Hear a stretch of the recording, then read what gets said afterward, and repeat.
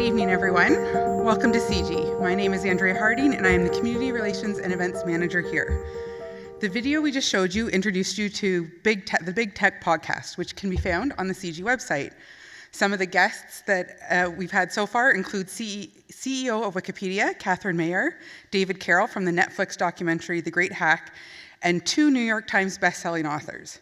There's more coming out still, and I encourage you to listen and subscribe. Again, all the information can be found on our website, cgonline.org.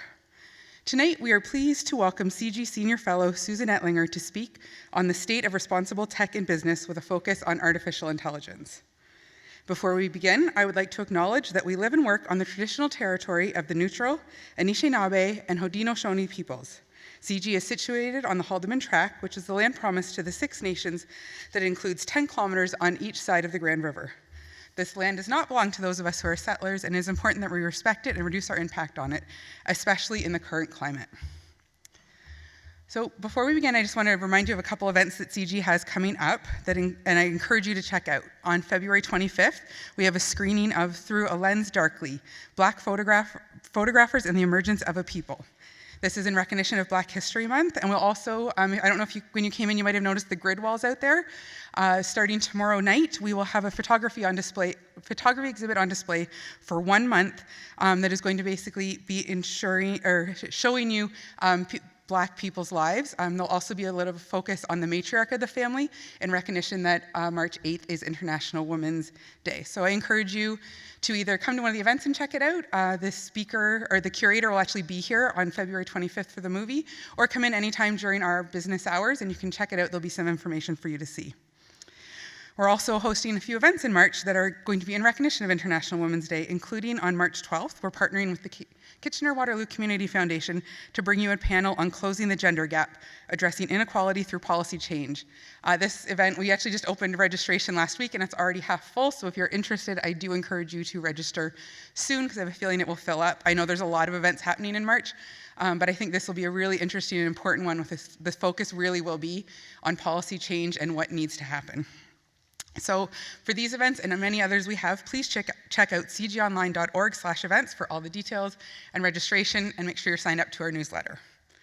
So without further ado, I'd like to welcome Bob Fay, Director of Global Economy, Policy and Research, to the stage to introduce Susan.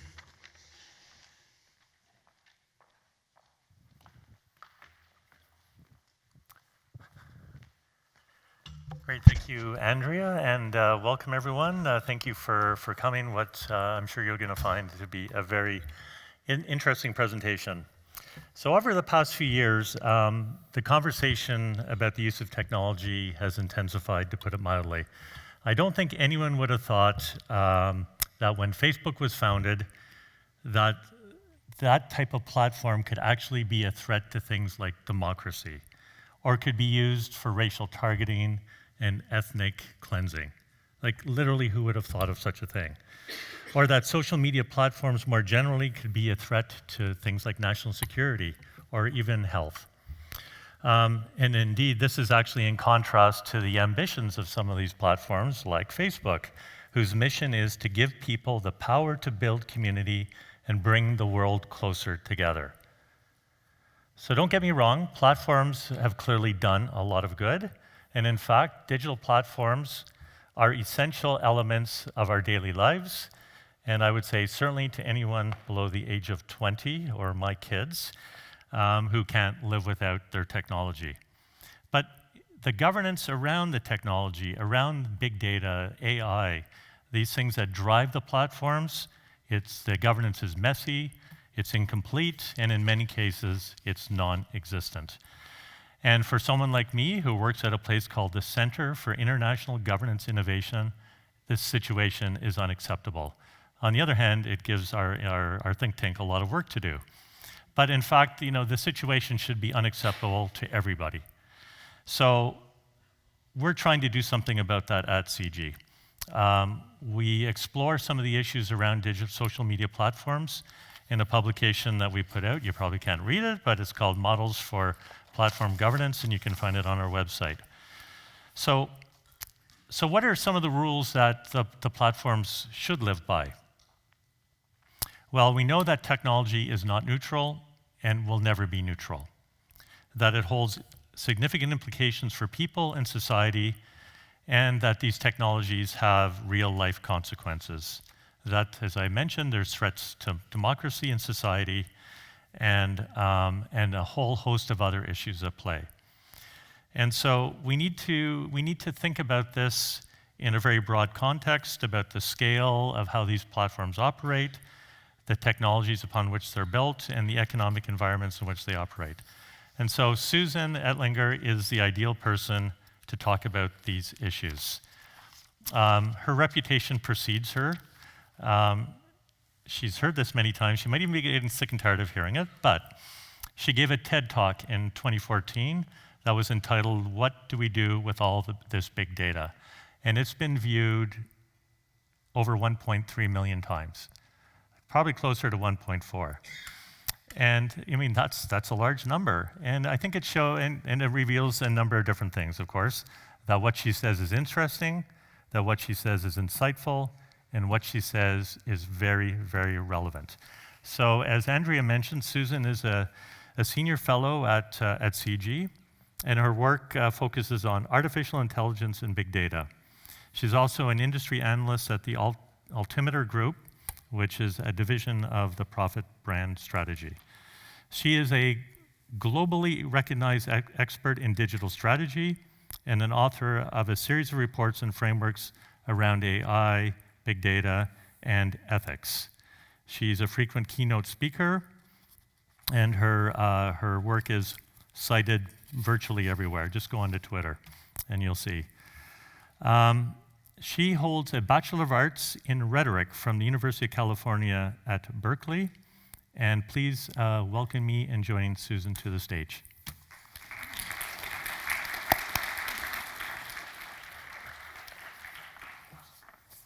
Thank you, Bob.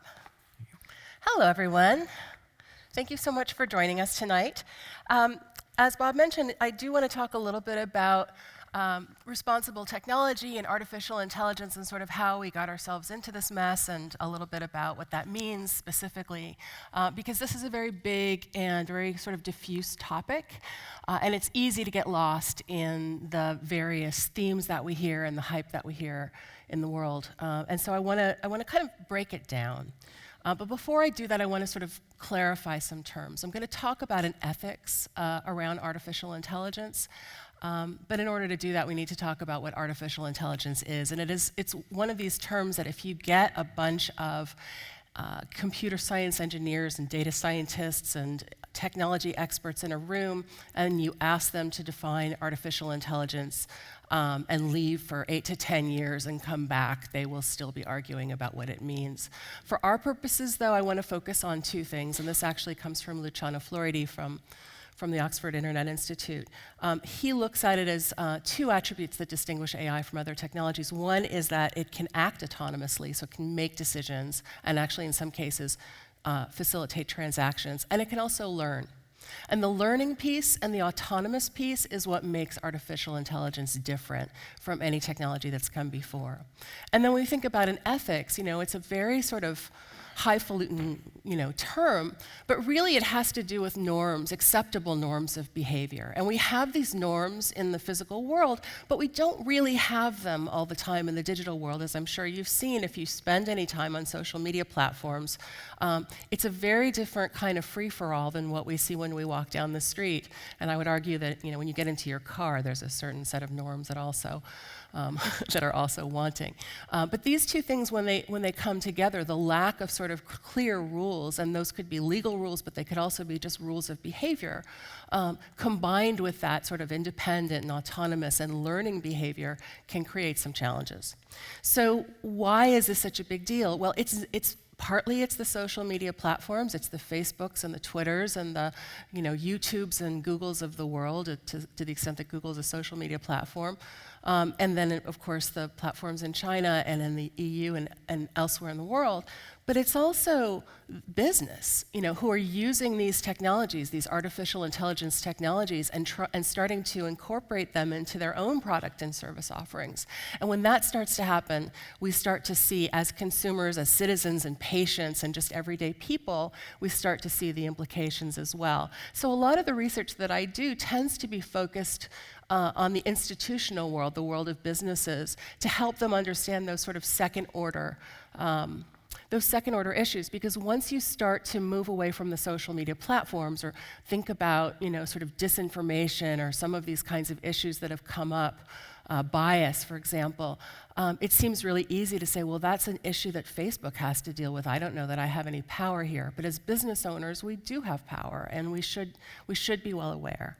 So what's driving the momentum toward artificial intelligence from a commercial standpoint are sort of three things, and they tend to be fairly kind of linear in nature, in the sense that the first thing people think about when they think about artificial intelligence is, well, could I get this to automate some processes that are manual processes now? And that's called RPA, or robotic process automation. Can I do that and pull some money out of the system, pull some productivity benefits out?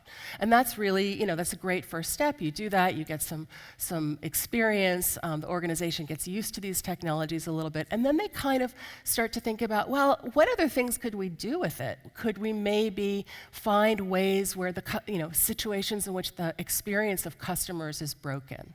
So imagine, for example, that you have a call center. I mean, it's one of the most unpleasant experiences we can have as everyday people is to call a call center. And we have our own experience, and sometimes, judging by the tone of voice of my husband when he's on the phone down the hall, it's rather emotional.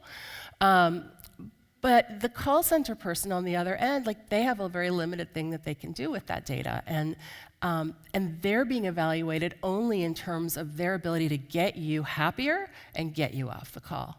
But all those little pieces, all those little issues that all of us have collectively, they tend to lose. So if you have artificial intelligence that can look for patterns, you can see, oh, well, there's a service outage in this area, and it's likely to be spreading to this area based on other things.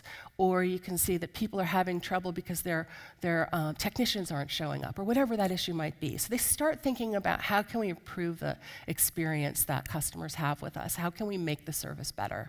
And then finally, they start thinking about, and this is the sort of most sophisticated use, are there new products, new services, new ways of doing business that we could envision that would actually make us more successful? And so that's kind of what's driving a lot of this investment. Now, I want to acknowledge, and especially because I must confess to you all that I'm from the US, I'm from San Francisco, I live in the belly of the beast, and I work there, and I hear it all, that this is very new technology, even though, technically speaking, it's about 70 years old if we go way back to 1950 to Alan Turing, who first started asking these questions. It's really pretty new in terms of our experience in our lives, if we don't ourselves work in research labs. And because it's new and because it's been horribly overhyped, that also creates a sense of skepticism, and that's valid skepticism. It's been overhyped because, as I'm sure you've all heard, people are sort of investing artificial intelligence with this potential to, fix humanity and make people better, make humans better, and then on the other side you have, the robots taking our jobs and all that stuff. But there are really transformational and really valuable aspects of it, which are around pattern recognition and around things that we just can't do very well as individuals. So if you think about, very topical news, the coronavirus outbreak, artificial intelligence is kind of perfect for trying to understand the spread of pandemics, right? And trying to understand how a disease moves from place to place and what the transmission mechanisms are and things like that. So there are many aspects in which it's very, very valuable, as long as we don't use it in a way that harms people. And that's kind of the key.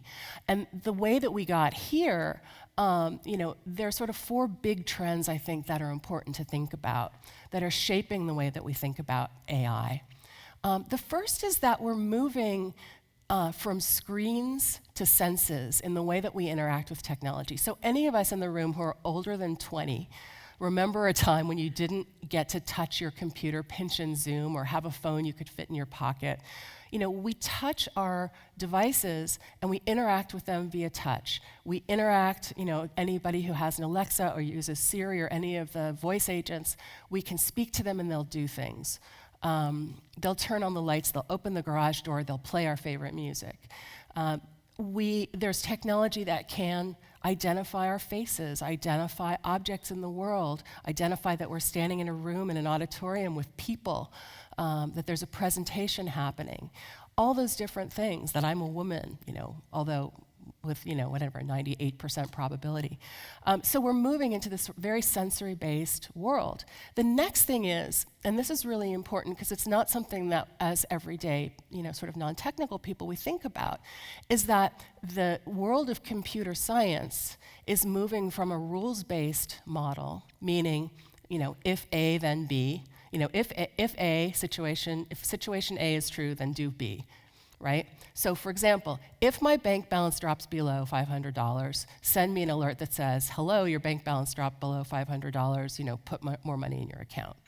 Versus a probabilistic model. Now, any of you who work in insurance or who are, like Bob, economists, you live in a more probabilistic world. And that's not necessarily true in retail or in manufacturing in quite the same way. And so in a probabilistic world, you have a maybe 96% probability that something is true. You see this in medical diagnoses, right? It doesn't mean it will happen. It doesn't mean it won't happen. It means it's likely to happen. How do we evaluate that? And how do we teach a machine to evaluate that? And that's where we get a lot of this really tricky stuff happening.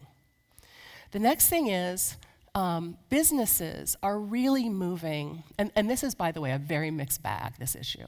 They're moving from sort of hierarchy-driven, you know, very much sort of a militaristic model where you have a CEO or a general, right? And then people sort of get in line and listen, to much more networked and data-driven decision-making. And by data-driven, I mean, to some extent, we've fallen in love with this idea of throwing lots of data at a problem to see if we can solve it. And some people will tell you that that's the one true gospel, the gospel of data. And some people will tell you that that's actually a path in the other direction. And there are really good arguments for both, but more importantly for using human cognition and human resources, and I mean resources in the broadest sense, together, right? Because and there have been many studies that show when you put people and data together, or people and machines together, you get something better than when you do it alone.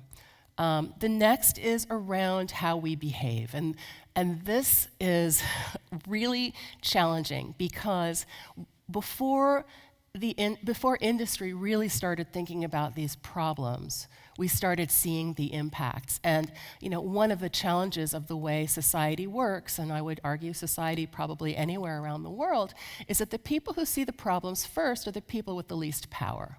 And that may be power based on gender, it may be power based on race or identity, it may be power based on where they live and what infrastructure they have accessible to them. And so we need to think about what are the specific issues, not just ethics, not just responsibility, not just do no harm, but what are the specific issues that are so unique to artificial intelligence or that artificial intelligence somehow accelerates. And so the first is bias. Technology is not neutral, data is not neutral. And I'm going to show you, and I'm going to go through this very quickly because I'm going to show you some examples. The next is explanation. So, you know, you don't have a public company without an audit function. You don't make a decision in a business without, you know, and just say, well, I just thought so. Unless you're, you know, the executive and you get to sort of make the decision unilaterally.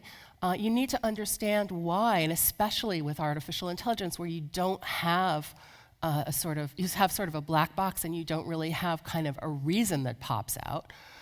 You need to understand what that reasoning was. And that's very challenging for a lot of reasons that are way too technical even for me to explain or for us to spend time on right now.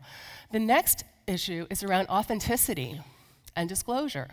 And so one of the most obvious examples of that would be disinformation in terms of authenticity. Do I know that this ad that's being served to me is legitimate, actually comes from the candidate, was funded by the candidate, or does it come from the opposition candidate, or does it come from somebody outside the country who has a different agenda, or does it come from a special interest group?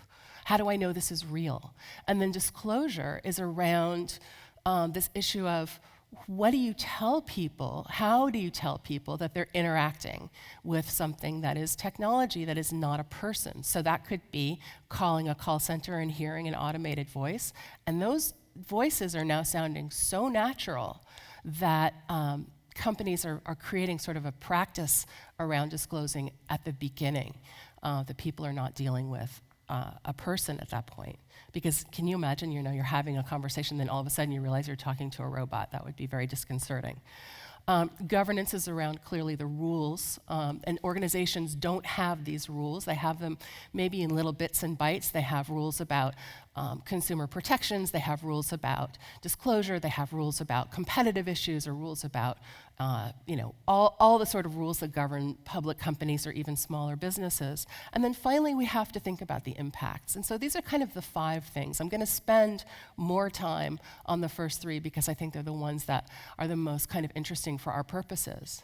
And so when I think about bias, I think about a toxin. So this analogy, if you push it too hard, it will fall apart, so I'm giving you a caveat there. But the idea here is that if you were to take this beautiful, let's say, reservoir, and you were to introduce a few drops of some kind of poison agent into it, you don't really know what's going to happen downstream. Maybe some fish will die. Will you know that the fish died because of the toxin? You'd have to test them to know. Maybe that will happen immediately. Maybe it will happen tomorrow or next month or in 5 years. Maybe there will be a cancer cluster. Maybe nothing will happen, but then something will pop up much later. You don't really know. And so when you think about the way that bias works in data, or bias works in technology, in AI, it kind of works that way. So we see it in things like the education system, for example, with the ways that we rate teachers based on teaching to a score, teaching to a test. That's created situations in which teachers have lost their jobs because even though they had raised their average class test scores by, say, I'm just making this number up, 25%, they happen to be in a school that has no resources, that has students who come from challenging economic circumstances. And that 25% was a miracle to those kids and a miracle in that classroom, but it still doesn't meet some arbitrary number, and so without that context, those teachers lost their jobs. Or situations in which somebody is arrested because they have a likelihood to offend score, or they're given no parole or a long prison sentence because they have a likelihood to offend score that's very high, but then they haven't taken into account that they live, and this is very close to my heart, being a former New Yorker, in a stop and frisk neighborhood where if you're a young black man, you're going to be stopped and frisked a lot more than somebody who looks like me. In fact, I've never been stopped or frisked, and I have friends who have been repeatedly had that experience in an urban environment.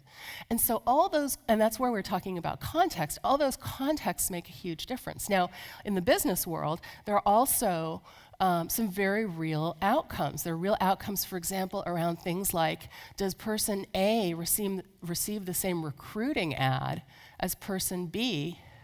Well, person B is a young man between the ages of 24 and 37, and person A is a young woman of that age, or maybe a woman who's older, and they didn't fit in that demographic set, so they didn't see the ad. So there are all sorts of ways in which this plays out. Let me show you what it looks like. So there was a study that was done a few years ago now by some researchers at Boston University and Microsoft Research. And what they decided to look at was, and bear with me for a second, but they decided to look at this data set. So it's just a set of data. And the set of data, just imagine it's all the words in 30 million Google News stories. So if you take 30 million Google News stories and you put them in a list. It's all the words that appear in those Google News stories. And that was used to train a language understanding algorithm. So to understand what words mean and how words relate to each other. And so they trained the algorithm to, they use this algorithm to do things like train translation engines, to train voice agents like Alexa and Siri and things like that, so that it knows how to respond to you. And it's also used for other kind of industrial purposes as well. And then these researchers wanted to understand, well, okay, so these are actually mainstream news outlets that they use. They didn't use sort of like what they identified as like fringe blogs on either side of the political spectrum. They just used things that they felt had some kind of weight to them. And they wanted to understand, is there any kind of gender bias in that data set that we should be concerned about, and are there other biases that we should be concerned about? So they did something, they went through a process they call vector space mathematics, which, believe me, if I try to explain it to you, we're going to be in trouble. But essentially what it does is it looks at the relationship between words and the likelihood that a word will be used in the context of another word. And what they found, and this is how we got this fabulous list, is that the most male-identified jobs, professions, at the very top you have maestro, then skipper, protege, philosopher, captain, architect. These are the most male jobs. The most female jobs are homemaker, nurse, receptionist, librarian, socialite, hairdresser. So, one immediate question I always get is, why is maestro at the top? And the answer is, how many female symphony conductors have you ever heard of? Now, they realized that this does reflect reality, right? It reflects reality in terms of the way that people are described. It doesn't reflect the world we want to live in necessarily, right? We don't want to train little girls that they can't be captains or philosophers. And so this is part of a larger move to start to understand how this stuff works. Now, on the right is the visual kind of twin of this other paper. And this is a study that was done by some folks at Google and MIT, two women, Timnit Gebru and Joy Buolamwini, both of whom are brilliant thinkers and brilliant technologists. And they wanted to understand whether face recognition technology works as well for people of color as it does for people with lighter skin tones. And what they found, using the top three kind of tools that you can use, one being from Microsoft, one from Face++, which is another one, and then IBM, they found that, while there was variation, typically you had close to 100% accuracy identifying light-skinned males. And in fact, Microsoft was at 100% out of the gate. Whereas if you look at darker-skinned women, you're down in the 65 to 79% range. Now you think about, okay, well, why does that, if I'm not a woman of color, let me think about what impact that might have on me. Well, it might be that I'm misidentified as a criminal suspect. If I work in an office with biometric security, meaning that I have to show my face to be entered, to be allowed access into my office, I can't get into my office. It might mean that I'm misidentified as a potential criminal or other kind of suspect in a TSA or other kind of transportation security line. There are lots of bad things that can happen. It can actually have fatal consequences and has had fatal consequences. So that's a big issue. The next one is around misunderstanding emotion. There are technologies, and by the way, this is junk science, emotion detection. It says that judging by the look on your face, you can determine how people feel, and it's junk science for a whole bunch of different reasons. But here, if you look at this photo, it came from IMDb, the Internet Movie Database. And they took this photo and they encoded, using sort of all this social science that we won't speak of, the likely, and again, this is probabilistic, right? But the likely mood of each of the people in the photograph. We have all the men. If you recognize, this is Albert Einstein on the lower left. And all the men are identified as neutral man. The woman is identified as angry woman. Now, if you are taking a photo for a rather sober event, I suppose, a professional photo, you may choose not to smile. And a lot of times women choose not to smile. It doesn't mean we're not happy. It doesn't mean we're angry. But you can see the way in which that kind of thinking can get encoded into technology. Now, I'm going to show you a little bit of a video, which I think you're going to find rather interesting, about deepfake technology. And deepfakes is basically the ability to generate video, audio, or narrative using an algorithm. So using the probabilistic method to pull together all these different pieces of information into something that actually resembles something else. In this case, you think you know who you're looking at. Why don't we roll tape on this? Anything, you get together and you read through the script. And so it's like, all these heavyweights, like, So this is Bill Hader. Anything, you get together and you read through the script. And Bill Hader from so it's Saturday like, Night Live all these heavyweights, the like, movies.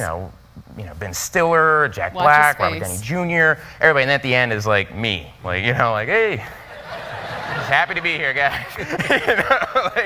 And some other supporting guys, and then Tom Cruise walks in, my God. and even those guys are like, whoa, and he's super stoked to be there, just like, yeah, oh, boom, So watch what happens to his face as like, he's talking about Cruise. He's just immediately excited when he walks into a room. And so he comes over and he sits next to me, and I think he had been briefed on some of the supporting guys, but he was like trying to place me, So he sat down next to me and he's like, I love your work. And I went, oh, thanks. I love your work too. We can stop it here.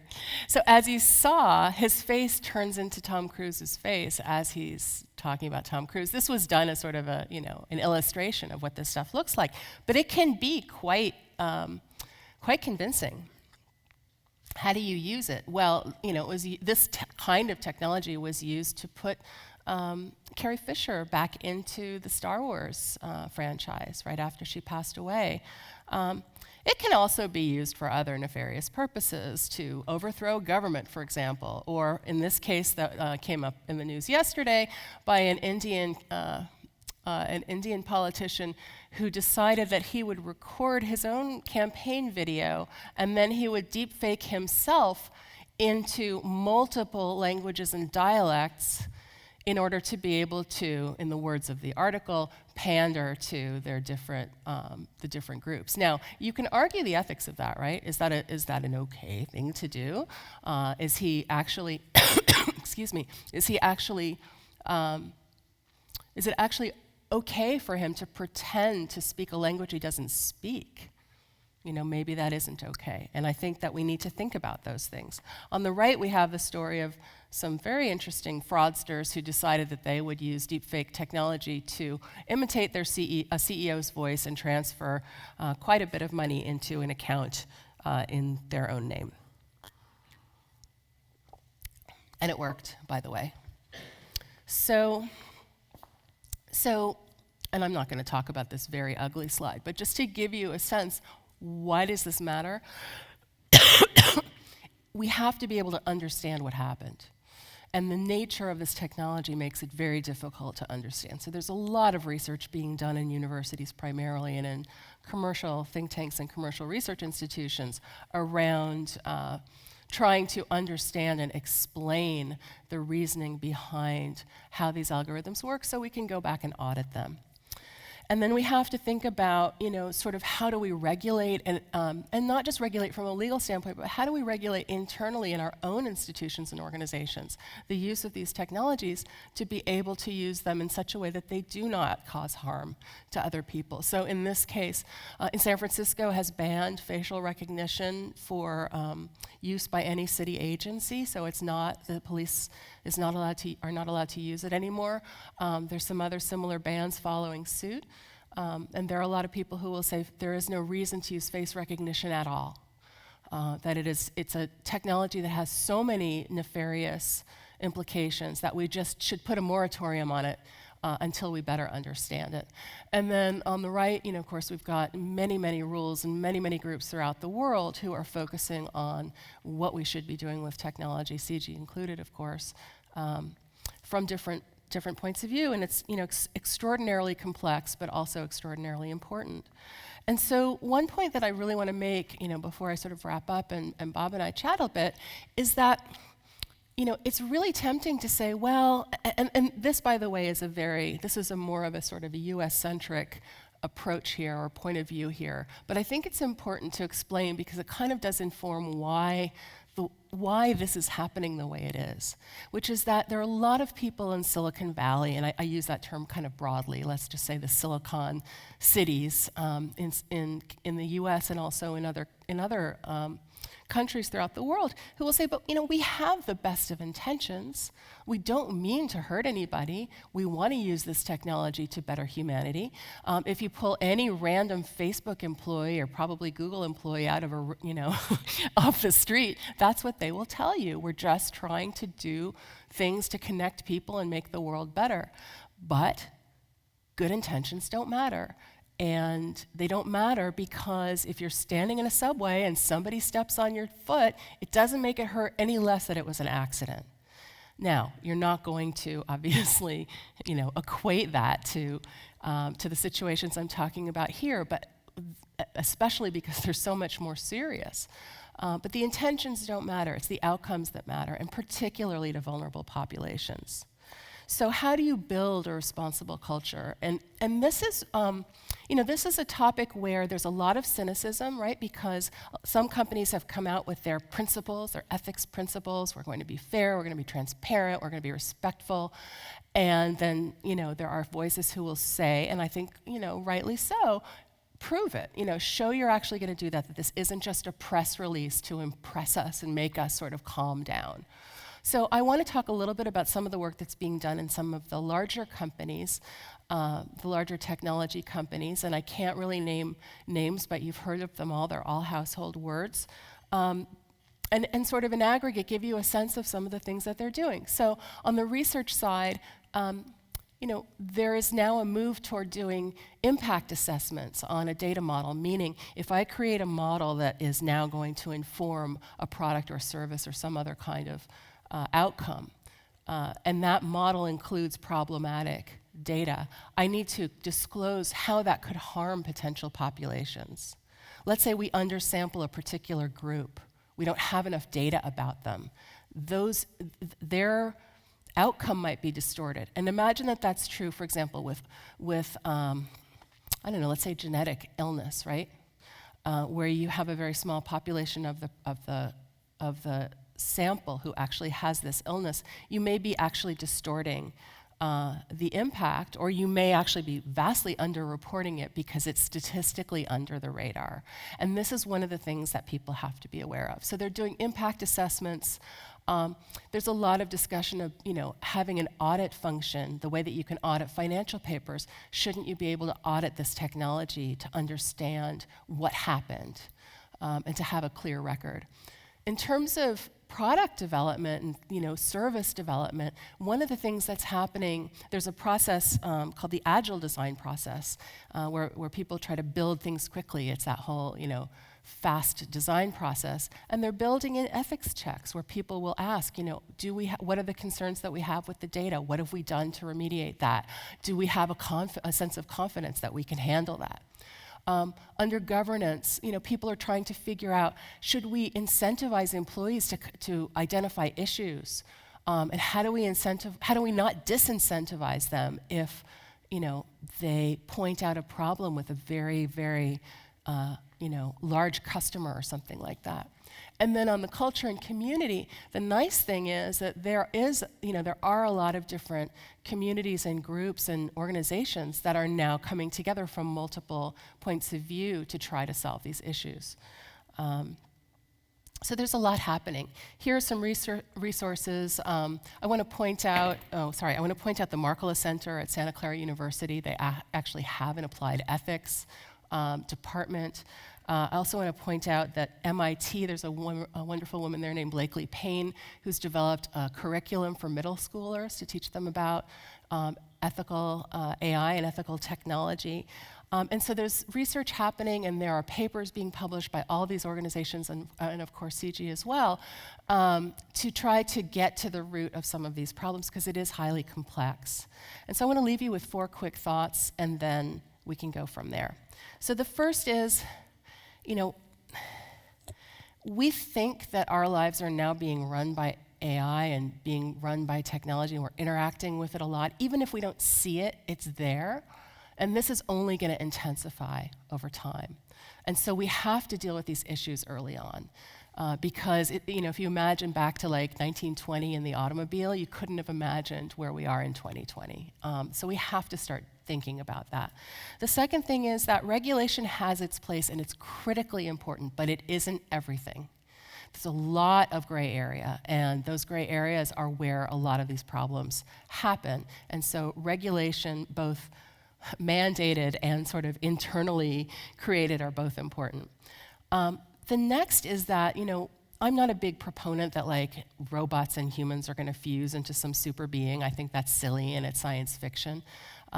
But the more that we have technologies that can mimic human behavior and human communication, the more we have to think about these issues, and the more careful we have to be, so that we're not, for example, teaching our children to interact. For example, I was talking about this with Bob at dinner, to interact with Alexa or one of these other technologies the way that they would interact with a real person.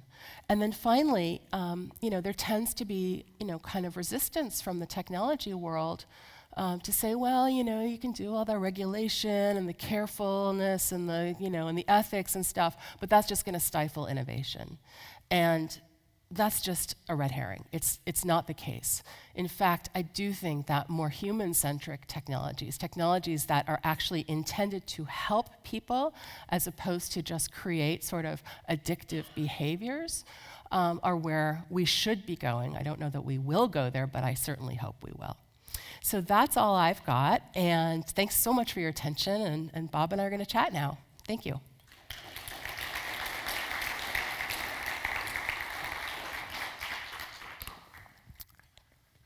I think I'll go over here now.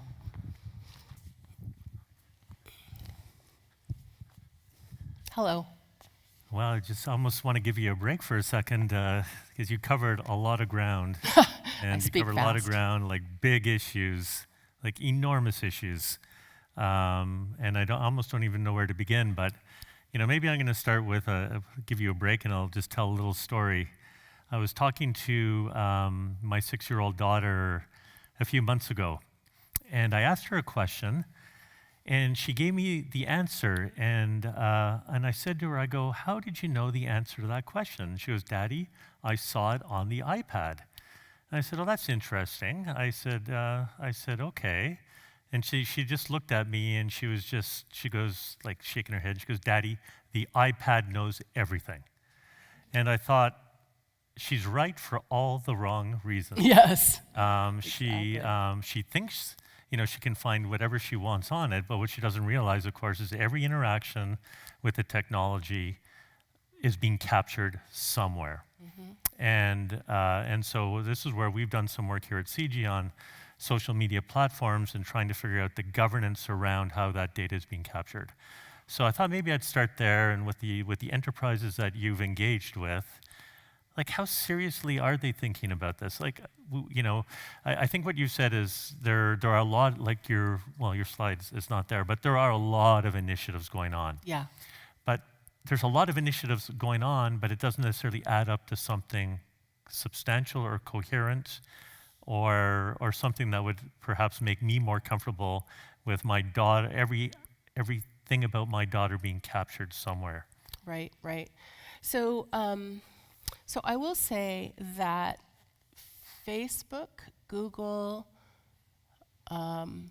Twitter, I know for sure, all have Twitter has a trust and safety group. Facebook has a group called FAIR. I think it's FAIR AI, I forget, FAIR and something. I forget what the acronym stands for. So they all have groups. And in fact, Microsoft has groups. Intel has a group. Salesforce does. A lot of companies have people who are focusing on these issues. Some of them are starting at sort of the point of principles. So what are the principles we as an organization want to use around the way that we use this technology, and then let's build something underneath it. That's typically how things are going. And the skeptic in me says, well, that's great because that gives you a lovely press release, but let's see where the rubber meets the road. I think it's very uneven. There is definitely a tendency for some of these larger companies to attract people who care about these. Oh, Adobe also has one, with the Adobe Illustrator and PDF and all the stuff that you know and love from Adobe, as well as they have a whole analytics business. So, and whole marketing enablement business. So they all have, or not all of them, but many of them do. And some of the venture capitalists are starting to pay attention to this as well, and starting to put things in place. So, sorry. So by that you mean a VC will say we're not going to invest in you unless, or no, it's more like what are the kinds of companies that we want to do business with, and what kinds of processes do we want to instill in them. I mean, when you think about a venture capitalist who's investing money in a lot and placing a lot of different bets, they don't know which ones are going to turn into real companies and which ones are going to get acquired and which ones are just going to be bought for parts or bought for their people or their underlying technology. But you have to assume, if you're placing those bets, that anybody can pretty much go the distance. And so you don't want them to have an amazing technology that then gets hung up in some kind of legal proceeding, 4 years down the road, because then they've just sunk their investment. And so they're starting to think about the financial incentives for doing this. The big companies are thinking about a number of different things. One of them is, how do I retain engineers who care about people? And that sounds kind of hard to believe, but if you think about Facebook in particular, and I think I can probably call them out here, if you're a data scientist coming out of some of the best universities in the world, I mean, I don't know, raise your hand if any of you are in college now, if when you were a little kid you thought, I want to make the world a better place for advertising targeting. Like, that's not what we dreamed about when we were kids, and it's not what people are dreaming about when they're getting their PhDs. Number one, it's not a very appealing from a social standpoint, but it's also kind of boring. And so they want to build. But not maybe to be a little bit cynical. So going to the business model. So I looked into Google is actually pretty forthright. You can go onto the website and you can look into how they're tracking you. And I found, I think 139 companies were tracking me, and every single one of them said they were tracking me to help me do something better, to make my life better. Yep. And of course, I don't know who any of those companies are. I don't recall giving Google permission to allow my data to be used.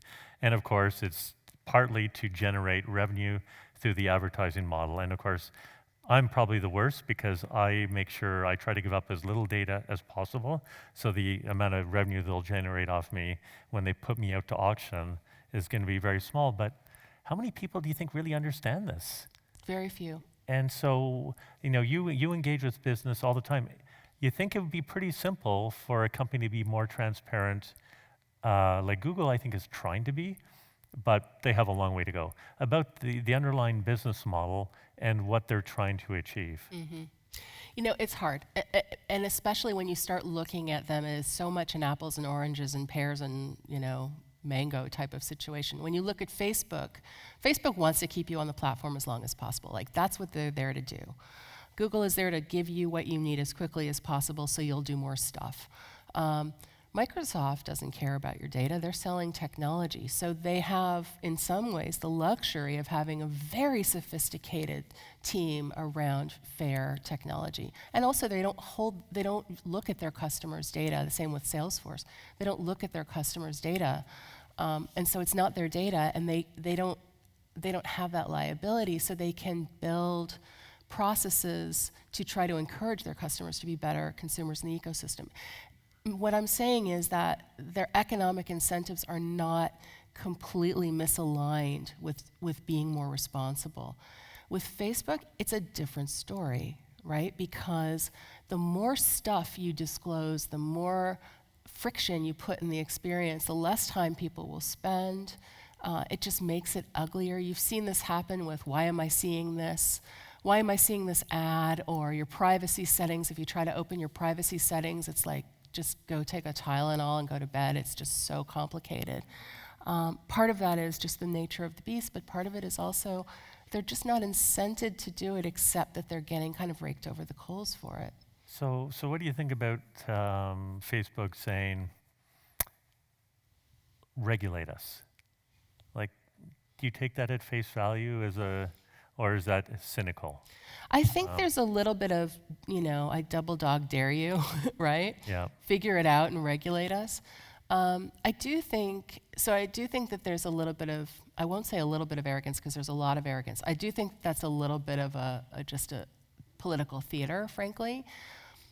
But I do think that Facebook, and this is just me speaking personally, this is my personal opinion, but I do think that Facebook and some of the others want to be regulated in certain areas. So specifically, bless you, specifically around things like face recognition and things like hate speech and stuff, because they really don't want to be the people who are being the judges of whether something is or isn't pornography, is or isn't offensive. That's not the business they want to be in.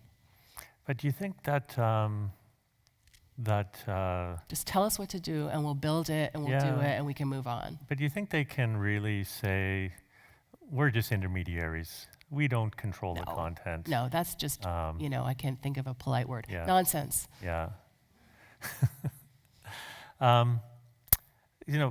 Maybe to change a track a little bit before we get into questions. So one thing I mentioned to Susan, I was going to ask this question. So, how did you get into this? And I think it might be insightful for some people in the room. Waterloo, when you think of Waterloo, you think of STEM. And you think, you got to have a strong technical background, otherwise you're not going to succeed in where we are going in the economy. You have to understand these technologies, and the only way to understand them is to do a STEM degree. Yet that's pretty far from where you've come from. Oh, I couldn't be further from. If you heard my introduction, I'm not a computer scientist. I'm not a data scientist. I'm not a scientist of any kind. Maybe just a scientist of people in the loosest possible way. The way I got involved in this is really kind of a series of happy accidents. Part of it is my own personality, because I'm sort of a pathologically curious person. But I started working as an analyst about 10 years ago, and I had a career in marketing before that. And I always found myself being the person who was, and the career in marketing basically came from the fact that I was a frustrated, computer, or frustrated comparative literature professor. Like I wanted to go to graduate school, I wanted to teach at some leafy university somewhere and, have that kind of life. But that didn't turn out to be the way it worked, because I lived in San Francisco, I met my husband, he was in graduate school, 2 people on a graduate school salary in San Francisco was never gonna happen. So I kept my job in tech, and it just kept getting more interesting. And so I went into marketing, and that got really interesting for a while, and then it started to get really boring. And it got boring for me because I kept feeling like we were glossing over issues that were really important. So I became an analyst. I did a big mid-career change about 10 years ago. And I thought, like, okay, I better put my money on the table. If I really am going to be the person who's holding up my hand and saying, have we thought of this? Like, I need to be the person who's publishing against that.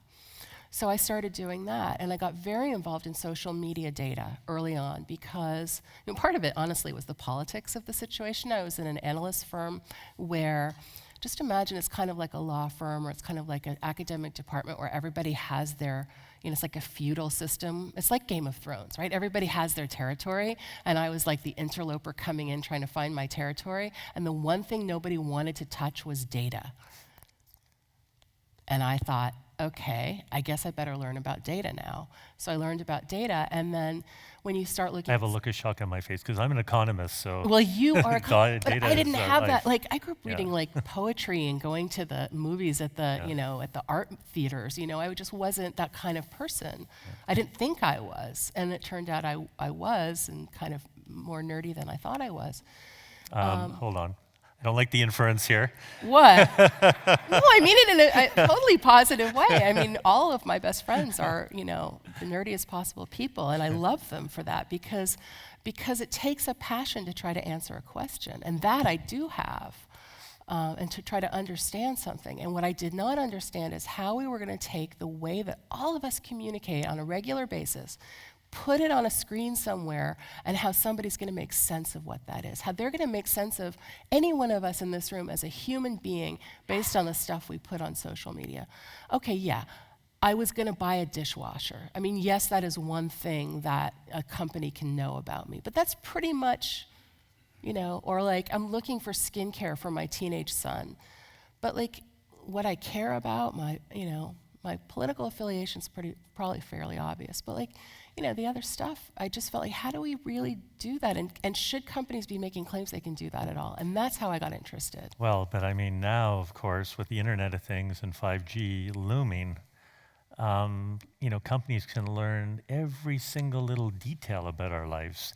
And I think what's worrisome, at least from my perspective, and then this is the type of work we're doing at CIGI, is there literally are no rules around this collection of this very, very personal data. That's right. It may seem pretty innocuous. Oh, the fridge is empty and we'll order X types of food or whatever, but actually, when you combine that with a whole bunch of other data that might be collected around the house, you can get a pretty detailed look into people's lives. You sure can. And it's very invasive, but as I said, there's no rules. So if you were going to start setting rules here, where would you start? Where would you start?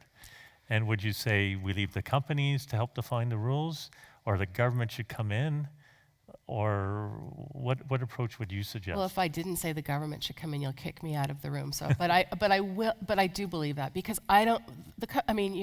We're not going to. I can't sit here and say, well, have the foxes guard the hen house. That'll be a good idea. So no, they do, what they can do is they can be voices to sort of explain how the technology works. And that's sort of how I operate too, because I don't, I'm not compensated by them, so I can say whatever I want. But I do think we need regulation. I think we need regulation around face recognition, for example, because I think it's just incredibly dangerous stuff. And I think we need regulation around algorithmic auditing. How we're going to get there, I don't know. But the idea that some system can make a decision about you and you will never know why, and you don't have any recourse to know why, is terrifying. And especially when, frankly, democracies are a little fragile right now. Yeah. At least mine is. It might be encouraging. Like the Canadian government has developed guidelines called the Algorithmic Impact Assessment. Yes.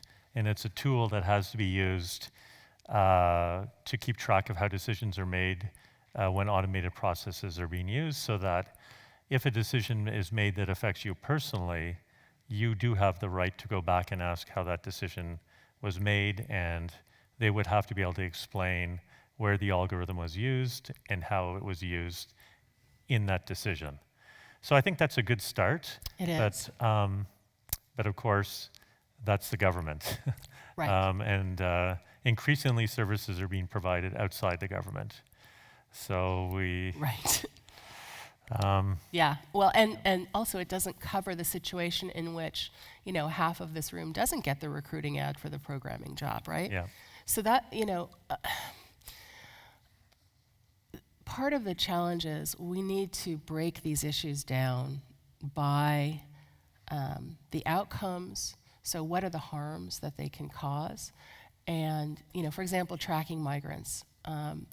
And you can do that to understand what resources people need, where people are likely to live, what services they might need, all those types of things, or you could do that to target them. And we do need laws around that. We do need laws that protect people, even when we do have this data.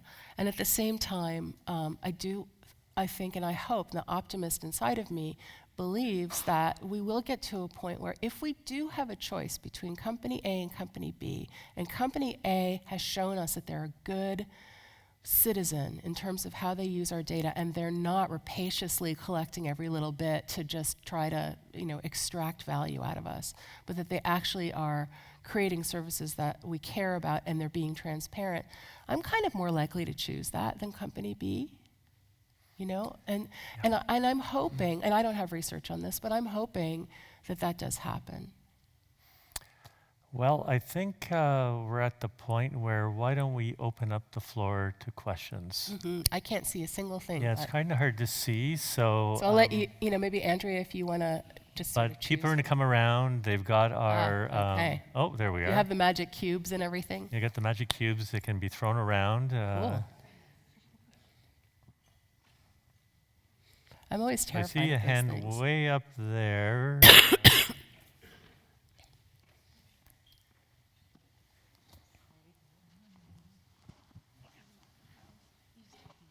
Great.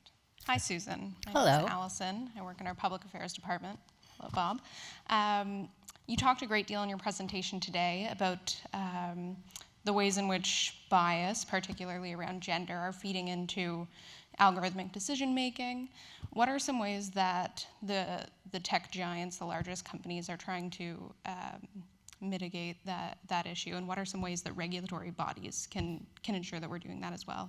Yeah, so that's a great question. I didn't get everything, but I think you were asking me about the ways in which organizations or regulatory bodies can mitigate bias.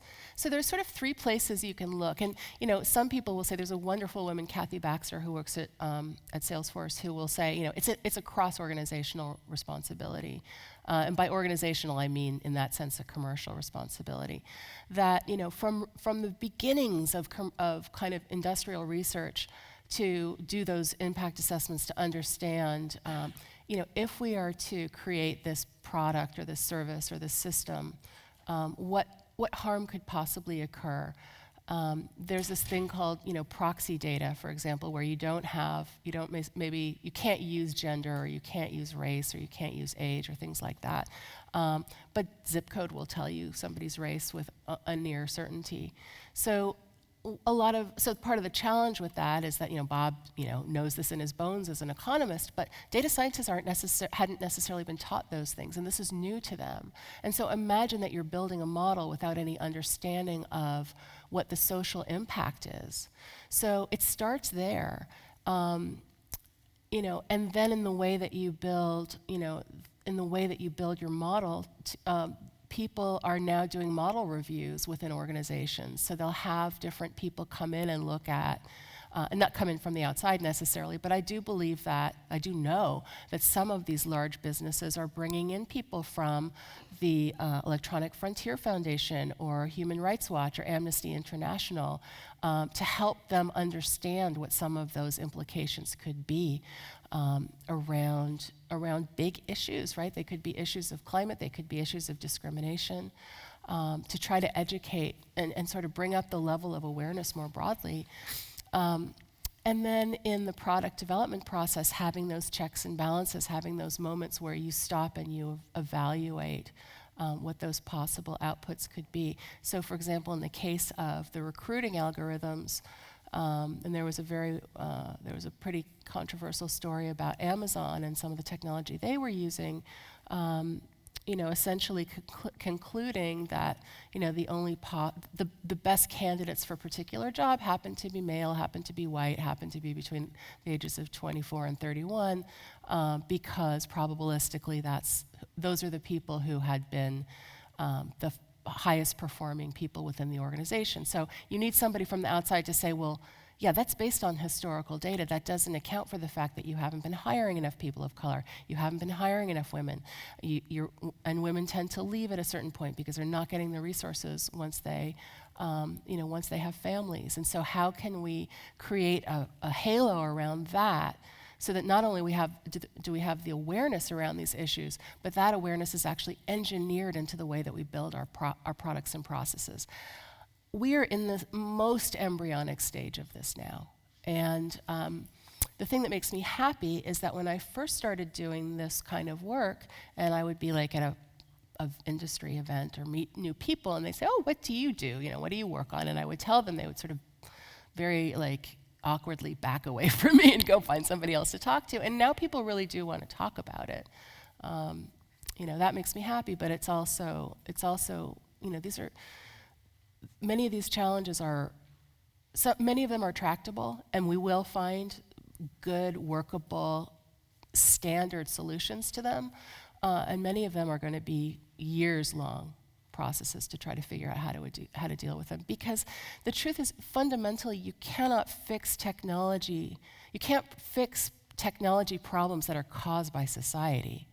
And so there's a sense and that's like, you can, for example, you can pull all your bias out of your data, you can pull all your bias out of the model, but then when you start using, as soon as that model goes live and you start hiring more people and promoting more people and more people start leaving, you've now just polluted the whole thing with all of those social issues around equitable treatment. So you're back to square one. And so that's an example of how this is really a multifaceted issue. Actually, I think what's encouraging about what you said is when you used the word embryonic. Mm-hmm. I mean, I think there is a sense out there of technological determinism, yes, and there's really very little we can do when people who do policy like myself think the exact opposite. Mm-hmm. And if you think of this as embryonic, and there's a lot of argument over just how much penetration AI actually is out there. And I would say, at least from the perspective of an economist, there's actually very little. Yep. And so there is an opportunity for people to do their job, essentially, and put a framework around these technologies and not just think, oh, it's there, we got to live with it. Yeah, yeah. And if, back in 1918, if we had said, well, people are just going to drive as fast as they're going to drive. We can't control that. We can't regulate that. Why would we want to do that? Well, you don't want to put seatbelts in cars. It adds weight. It adds money. And for many of us in this room, airbags did not exist. I mean, I used to slide back and forth on the back of my mom's car. There were no seatbelts. There were no airbags. But we figured it out over time, and I think and we survived. And some of us did. Some of us did not. Okay, let's. I have a question. Hold on, we'll get the mic. Yeah, and there was a lady here, and I think maybe fourth or fifth row. Maybe right over here, and 5, 6 rows up. Yep.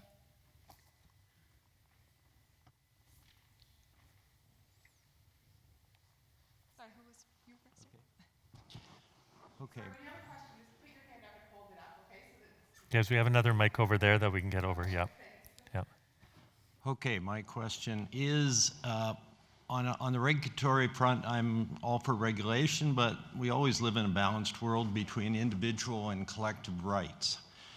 In this case, at this stage in the game, for all intents and purposes, the corporate entities who are presiding over the platforms hold all the cards, essentially, and they have access to our data and essentially in a manner that enables them to monetize it, whereas those who effectively data is being used don't have any rights, they don't have any entitlement to holding their data and actually monetizing it themselves. So one could say that the game changes when there's sufficient privacy and monetizability built into the individual's rights so that suddenly the platforms actually have to negotiate with the individuals for the rights, and then the individuals are able to decide whether that deal makes the best sense for them or not.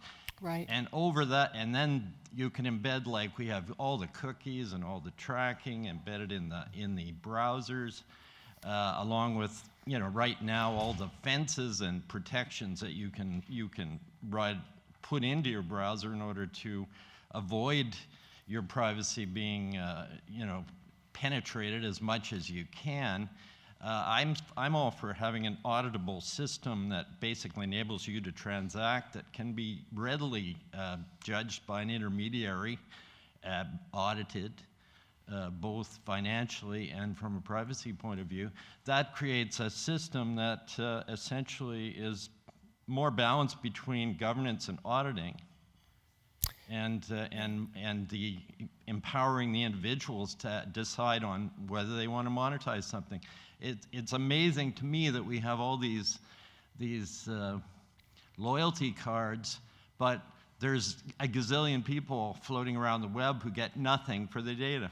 Yeah, yeah.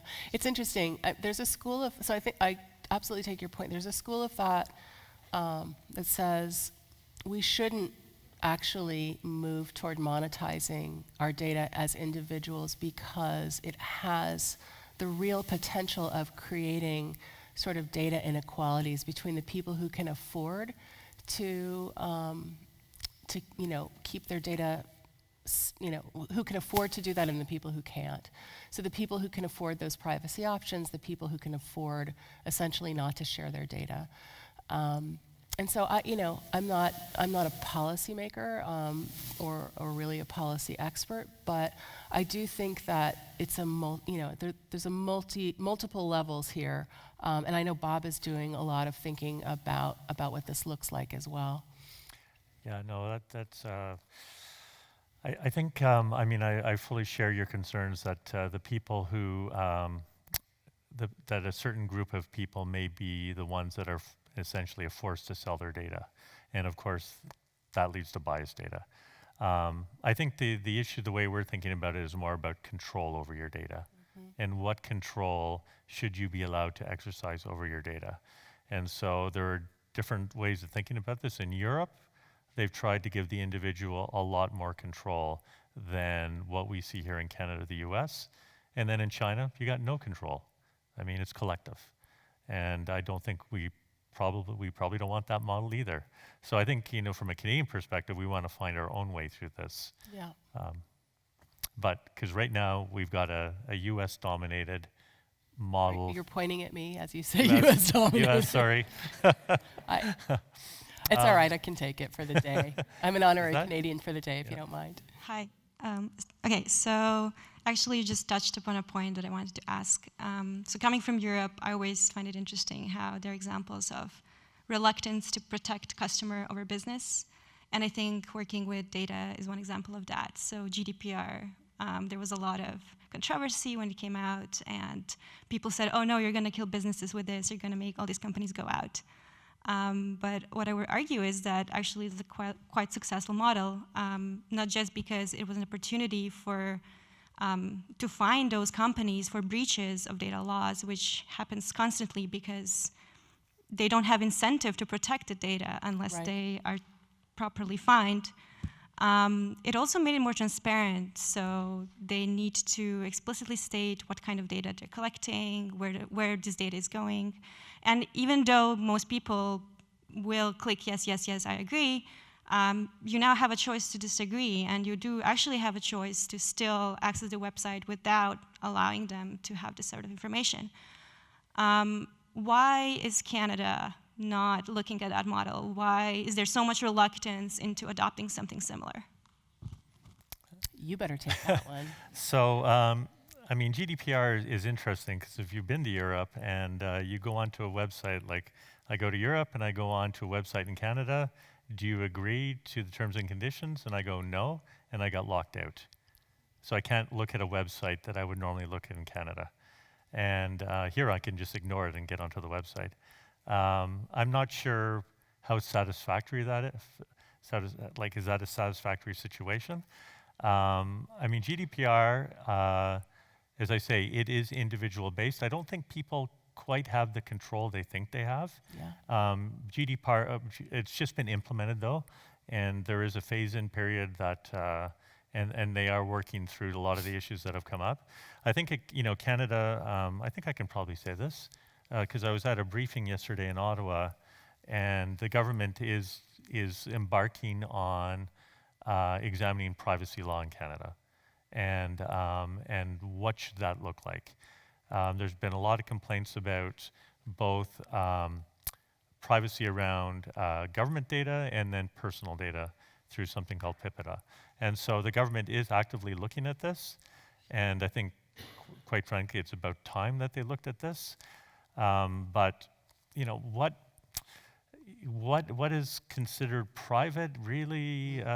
I'm sure if we asked people in this room, we'd get as many people in this room would have different answers of what they think about privacy and what is private to them versus what they think is private to someone else. Like, what's interesting is every time you're on a social media platform and you engage with someone else, not only are you saying something about yourself, you're saying something about that other individual, even if they have not responded to you. So there's a whole bunch of really complex issues. Well, and your social graph, and right? Which is how the whole Cambridge Analytica thing was so dangerous. Yeah, like control of data. You'll hear, and this is one of the big issues with the California Privacy Act, is data can't be sold. Well, one, what does that mean? And two, a lot of data aren't sold. They're just given or taken. Yep. So if I may follow up, for example, there were recent breaches with, I think, LabLabs, or whatever is the name of the LifeLabs, where in Ontario data was exposed for millions of their customers.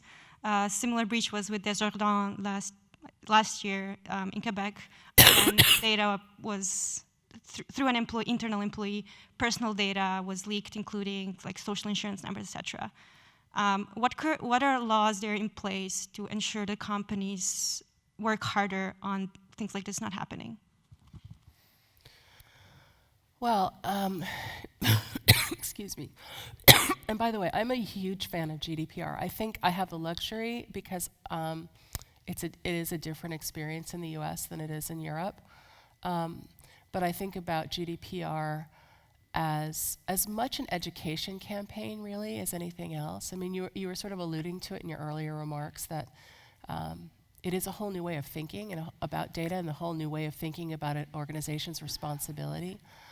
To your question, one of the I believe provisions in GDPR is, and I can't remember exactly how much time they have, but it's a very short amount of time to disclose breaches. It's such a short amount of time that, in fact, most companies are not actually able to do that, right? Because you may exist and your data may exist in multiple hundreds, if not thousands, of databases in some of these large companies. And so for them to figure out exactly where and exactly what and exactly how many times and exactly to whom is actually a forensic process that can take quite some time. So there are some technology challenges around that. That said, companies need to figure it out. CCPA, the California Consumer Privacy Act, is pretty much GDPR light and has similar provisions. The question becomes, what are the ICOs in Europe? What are they able, or the organizations that are able to enforce this stuff? Like, what are they going to do? Right now, I mean, from what I see, they're going after the big fish. That makes a lot of sense. But it doesn't help us as consumers or as people, in the moment where our own data is breached. So I don't have a great answer to that, and I apologize for that. But maybe you have something to add, Bob. No, these are difficult issues that are being thought through. I mean, I was saying to Susan earlier, one of the ironic things about GDPR and the right to be forgotten is the only way you can be forgotten is to be carefully tracked. Yep. Otherwise, how can you be forgotten? And right. And I think that's a somewhat ironic, outcome of GDPR, that it could even be more invasive of privacy. And don't know. Anyway, these are things. It's an imperfect instrument for sure. It's because, just imagine every time you enter your privacy settings, they have to remember that your privacy settings are your privacy settings, and you can't be forgotten and then have the same. It goes on and on. It's a little bit of a mind twister. But what I would say is keep asking those questions. Yes. Keep asking please. them. Is there anyone else that's... Hi, Yep. Susan. Okay, Thanks so over much here. for your comments tonight. I'd love to hear you say more. You started to talk a few minutes ago about companies taking the corporate sector taking social impact more seriously, in part because of recruitment and retention concerns, wanting to attract and keep the best and the brightest talent in the tech sector.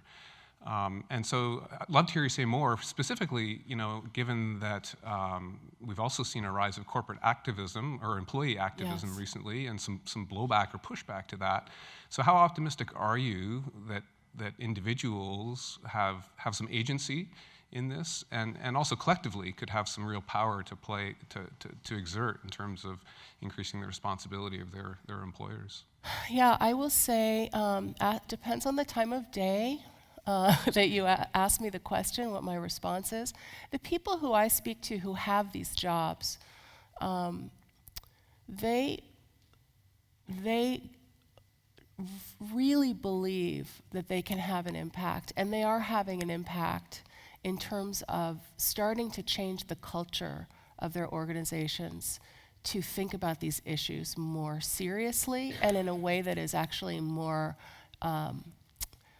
kind of tractable, meaning more able to be woven into the fabric of the business. It doesn't do any company any good to hire a chief ethics officer, pay them a whole bunch of money, issue a press release, and then 9 months later have them slink away in shame. And so from a recruiting standpoint, I mean, not everybody, and particularly where I come from, where there's a lot of money to be made, not everybody has the same set of values. For example, at Google, and at many of the large companies, there are large activist employee organizations focused on gender equity, on all sorts of other issues of equity around race identity and things like that, and certainly around LGBTQIA issues.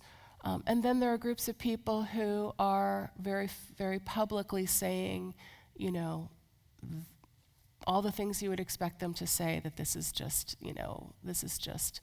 politics, and this is just sort of political correctness and all that kind of stuff. So you get the whole bag, you get the mixed bag. But I do think that there has been, and I'm giving you just my anecdotal personal view, that there has been quite a bit of interest among a lot of different people who work at these companies to do things in a way that is more sustainable, less risky, more humanistic, and yet they don't want to slow down their production cycles. They don't want to miss their bonuses because they didn't deliver. It's a very complicated situation, and nobody can always agree on the right thing to do, right? Because the right people may not be in the room. They may not have hired enough people who have the right perspective, or it may just be a really hard issue. And so I think that on any given day, those people who do these jobs go from anywhere from despair to elation. But again, going back to the point I made about this being very embryonic, I really see this as a social, and a sort of, in the small world, an organizational change management issue. How are we going to get organizations to think about these issues in a way that they actually can take action and continue to build sustainable and profitable companies that actually don't hurt people? And what would it look like if we were to imagine that innovation doesn't have to be at the expense of people, but actually, to their benefit? What would that look like? How would we make money in that way if we're not simply extracting data from them from morning to night? And so I guess I'm not sure how coherent an answer this is, except to say that it's all over the spectrum. But I've been really excited to see that people are getting resources, they're getting money, they're building their organizations. They're not building them big because you don't want to have a giant nobody wants the ethics police in their organization. You want this to be a facilitative role. So it's a mixed bag, but I do have hope for it. Yeah, I mean, really, I think a point I made earlier, there's no rules of the game. And rules of the game, if there's no rules, it creates uncertainty. Uncertainty firms don't like. No one likes uncertainty, but it makes it very hard for firms to make decisions. They get worried about legal liability, about data exposure, things like that. And so there are ways to create rules of the game. We're looking at CIGI, we're looking at standards and the use of standards that can be set in a collaborative fashion, that can put rules of the game around everything from when data are, when you first sit down and start engaging with a social media platform or any type of platform, all the way to how the platform may use the information. And so this is a very promising avenue that creates more certainty, protects individuals, protects firms, and likely should actually encourage adoption and greater adoption. And it also deals with, well, the large firms can afford to do it, the small firms can't. So it can help overcome those issues too. Yeah, for sure. Probably have time for one more. Yeah, getting the sign. One more, last going. Hi, Susan. I just wanted to kind of ask a follow-up question on your last point about sort of corporate social responsibility and sort of incentivizing good business practices. And I guess like the conversation today was a lot on like AI ethics, but I wonder if we should look more broadly at just business ethics in general when it comes to things like the same companies that are putting out AI principles are also like retaliating against activists and also having like massive tax avoidance schemes. Yeah. So it seems like they're trying to like put out a lot of these efforts to be ethical, but it just seems like it's very lucrative to not be. And like, what do you think about what sort of business structures should we look to actually like have more than a fiduciary responsibility just to shareholders and maybe think about more people in sort of the organization? Yeah, it's really hard to watch this. I mean, if you look at like, for example, Susan Fowler, the woman who was the Uber whistleblower, her book came out yesterday, I think. People are reading that in one sitting, about a very broken culture. Uber has a wonderful woman who looks after AI ethics and privacy, ethical data use. A wonderful woman, an attorney who is, and I think they have other people as well, but I just happen to know her. Google has amazing people. They also have some real issues around the employee walkouts and around retaliation, even towards some of the architects of that, especially towards some of the architects of that walkout. This gets into some really tough territory. It's certainly the issues are broader than just AI ethics, and I focused just on that because that in and of itself is enough of a volcano at this point.